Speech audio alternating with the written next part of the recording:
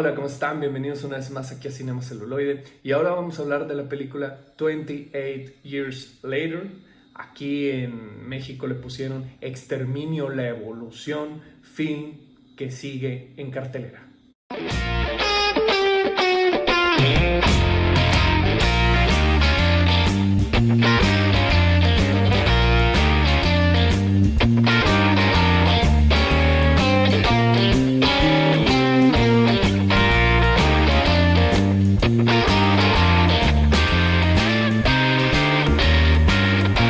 Esta es la tercera parte de aquella película que le pusieron Exterminio a principios de los 2000, protagonizada por Cillian Murphy, dirigida por Danny Boyle y escrita por Alex Garland.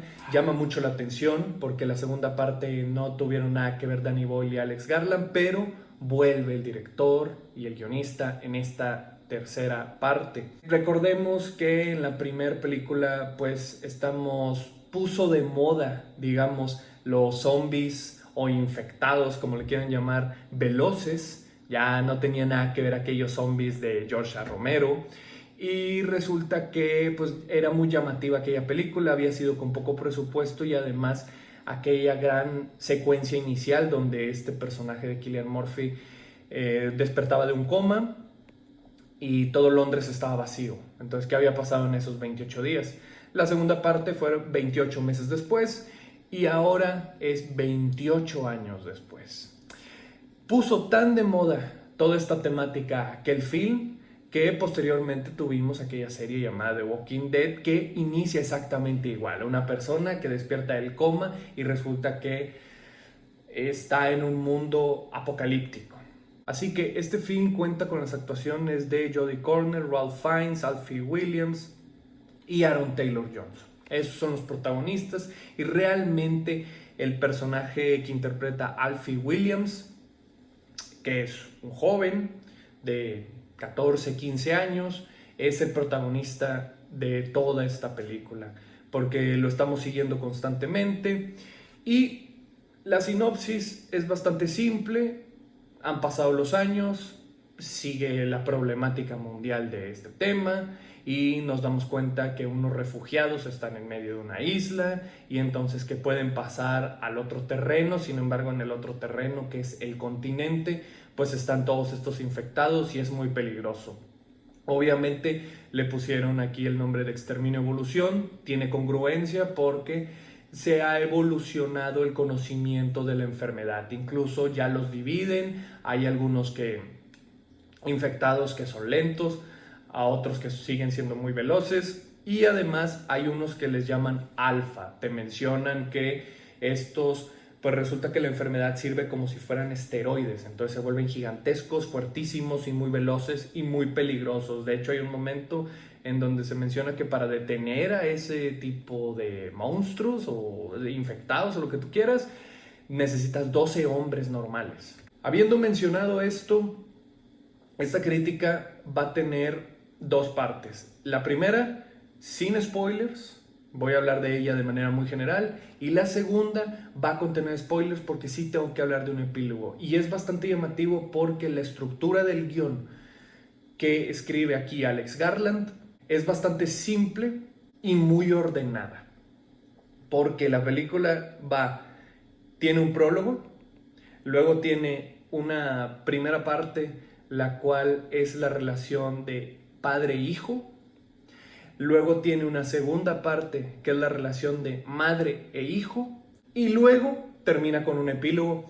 Y lo digo porque no tiene absolutamente nada que ver con la temática principal de la película.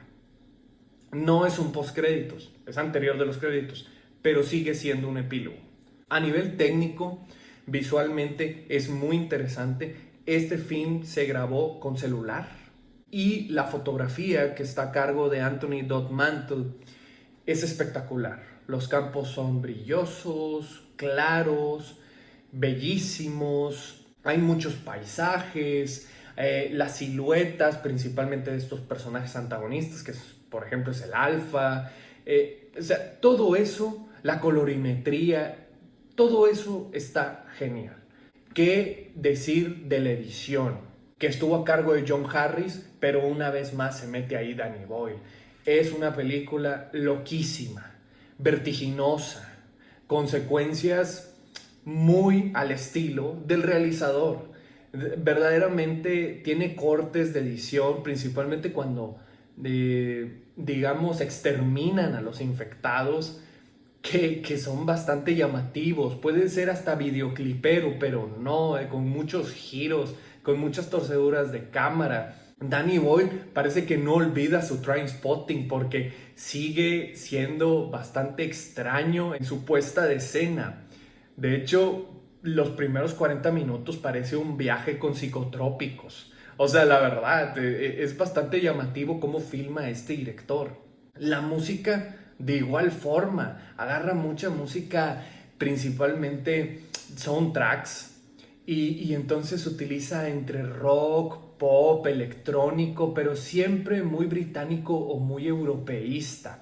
De hecho, ese es bastante llamativo. La película es bastante regionalista, desde sus convenciones visuales hasta su narrativa. Las actuaciones están bastante bien, pero eso ya es hasta redundante porque la verdad los británicos son los mejores en eso.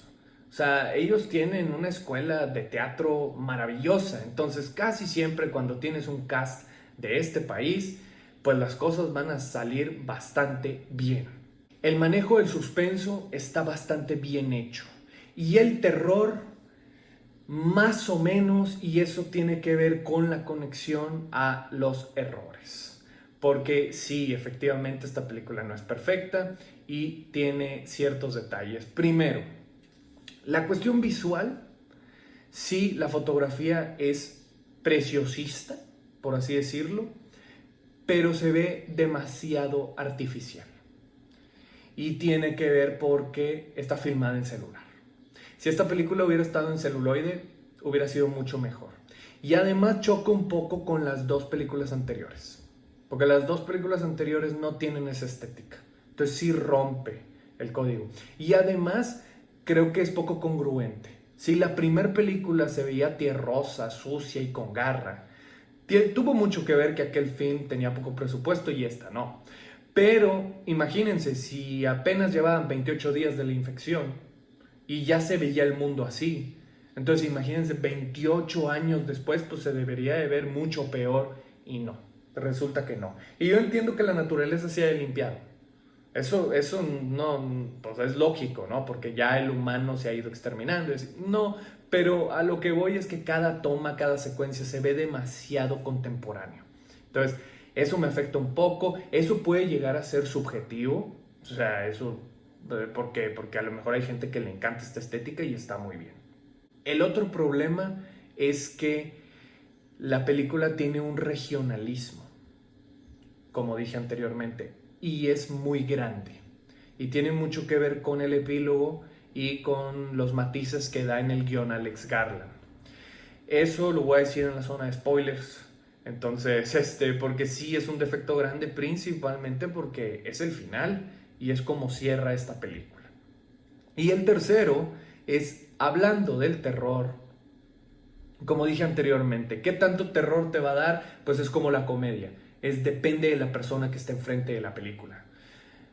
Creo yo que este film llega en una época en donde está sobreexplotado el género por culpa de la primera película de esta saga.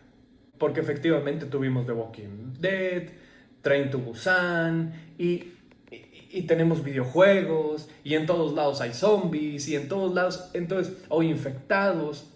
Entonces, sí, esta película llega en un momento en donde ya hemos visto todo y que incluso se ha imitado a estos infectados como en Guerra Mundial Z con Brad Pitt, y eso hace que posiblemente no te dé miedo. Ahora bien, ya voy a hablar de los spoilers porque sí necesito hablar de este epílogo. Al final, este joven, después de haber perdido a su madre, como se perdió, y de haber llegado con Ralph Fiennes, pues resulta que lleva a la bebé a esta isla en donde están separados y él sigue su camino. Y justo ahí se topa con unos sujetos cuando unos infectados parece ser que le van a ganar en una batalla. Se topa con esta gente que es bastante curiosa porque tienen vestuarios muy llamativos, deportivos, de colores, con joyas, con los dientes podridos y con el pelo todo güero largo. Y entonces aquí toda la gente en México y en Latinoamérica pues empezaron a criticar esta secuencia, ¿no? Que parecen los Power Rangers y parece no sé qué. Y es efectivamente el problema del regionalismo que utiliza Alex Garland. Porque un final que es atroz y terrible, y ahora sí que terrorífico, si no conoces el contexto, es risible. Ese es el problema. Y es que, ¿cuál es el contexto? El sujeto dice que se llama Jimmy. Todas estas gentes son seguidores del señor Jimmy Savile. Jimmy Savile fue un conductor muy famoso en el Reino Unido que tenía un programa de televisión que se llama Top of the Pops y también tenía programa de radio. Él era como aquí en México Raúl Velasco, digámoslo así. Era un presentador de los artistas musicales. De ahí salieron los Beatles, los Rolling Stones, incluso Queen, Led Zeppelin, Oasis. O sea, todas las bandas que conocemos de rock, que salieron al mundo, que cruzaron el charco rumbo a Estados Unidos y luego de ahí se volvieron populares, todos salieron de Top of the Pops. Entonces, Jimmy Savile se volvió muy importante en el Reino Unido. El tema es que él murió de viejo y todo, ¿verdad? Después se dieron cuenta que este señor era un violador de jóvenes. O sea, y tuvo muchísimos casos de abuso sexual, pero él ya muerto. Se supo todo esto. Y no solamente eso, sino además también tenía casos de necrofilia. Entonces, el señor tenía acuerdos con hospitales del Reino Unido para que le prestaran cuerpos que ya habían muerto, que estaban en la morgue y cuestiones así para tener relaciones. Eso hizo Jimmy Savile. O sea, Jimmy Savile es un monstruo, depredador sexual. Si quieren saber el caso, está en Netflix. Hay un documental de Jimmy Savile en Netflix y te explican todo ese caso a detalle. Entonces, si vemos en perspectiva toda esa situación con el epílogo que tiene esta película, este jovencito de 15 años termina con estos sujetos que son adoradores, que parecen sectarios de Jimmy Savile. Y le dicen incluso, el principal le dice, bueno, amigos para siempre, y se dan la mano. Entonces, ¿cómo terminó este joven? ¿Realmente qué es más peligroso, los infectados o estos sujetos? La película termina muy mal en el aspecto temático. O sea, para mí termina muy bien porque pues, es una película de terror, eso es lo que uno quiere. Pero de eso va ese final. Pero si no conoces esa situación, pues no le vas a entender, entonces te vas a reír porque, pues, ¿quiénes son estos ridículos? Entonces, creo que es un problema de regionalismo de Alex Garland. No digo que sea un problema de la gente, no, yo creo que es un defecto de la misma película. O sea, necesitas un backup que a lo mejor la mayoría del mundo no tiene. Entonces, y sí, pues el final se vuelve intrascendente.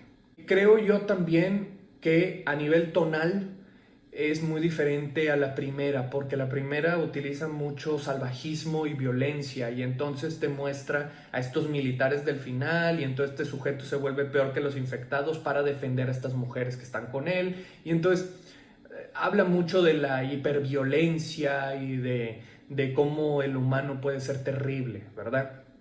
Y aquí no, aquí la cuestión de tono tiene que ver, insisto, la relación de padres con hijo y principalmente la mamá con el hijo.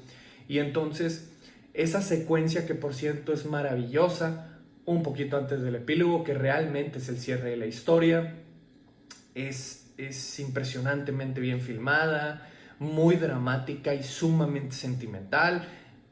Digamos que es muy bonita dentro de lo feo que está ocurriendo, pero a mí no me gustan mucho los dramas. Entonces, y aquí está más pegado al drama. que la primera. O sea, no hay salvajismo, sino es más drama familiar.